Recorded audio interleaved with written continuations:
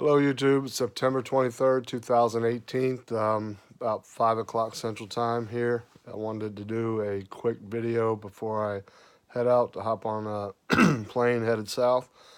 Um, Wanted to touch on that Russian military plane that was shot down by the Syrian army a few days ago, um, where an Israeli commander traveled to Moscow with proof in hand, timelines, radar information, pretty much proving that Israeli Air Force was already touching down in Israel when Syria began to launch a massive barrage of anti-aircraft missiles. Like I said, 10 to 15 minutes after Israel was already touching down, or Israeli fighter jets were touching down in Israel.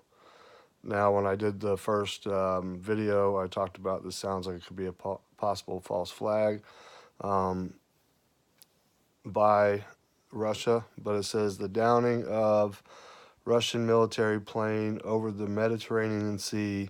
Israeli commander of the Israeli Air Force traveled to Moscow with documents and proof that when the Russian airplane was shot down, the Israeli Air Force had nothing to do with it. The plane was shot down by Syrian military after 10 to 15 minutes after Israeli fighter jets were landing in Israel. Radar and timelines showed proof that the Israeli fighter jets were in Israel when the Syrian military shot down the Russian military aircraft, killing 15 on board. The SA-5 rocket blew up the plane. Like I said, the 10 to 15 minutes after the Israel went over there and blew the heck out of some targets in Syria, Syria began to shoot the rockets, the land-to-air defense rockets, in the sky, shooting at anything and everything. But like I said, here's the kicker. When I did mention that it sounded to me like a possible false flag, if the shoe fits, wear it. They were gone. They were already touching down, and they just happened to shoot down a Russian military jet. But since then, Moscow still refuses to lift the new no-fly zone in front of the Syrian border to prevent Israel from carrying out any more airstrikes against Syria. As of yesterday, a 747 Iranian aircraft was spotted landing in Syria with advanced military weaponry.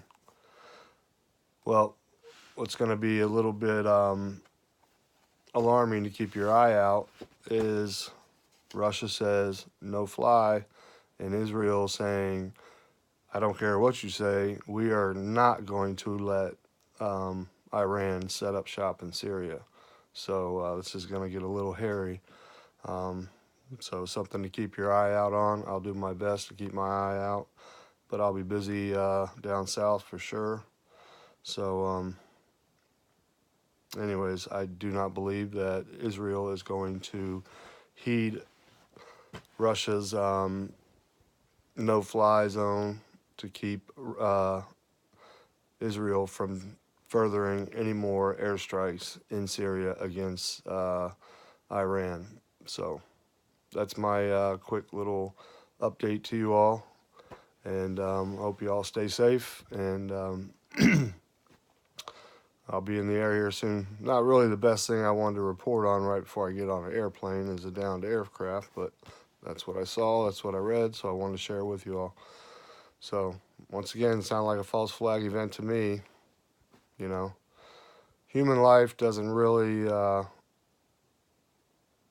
hold much value to some of these big countries, and even in some parts of our country, um, to help further their agenda. Now, this is a perfect way to come up with a reason for a no-fly zone.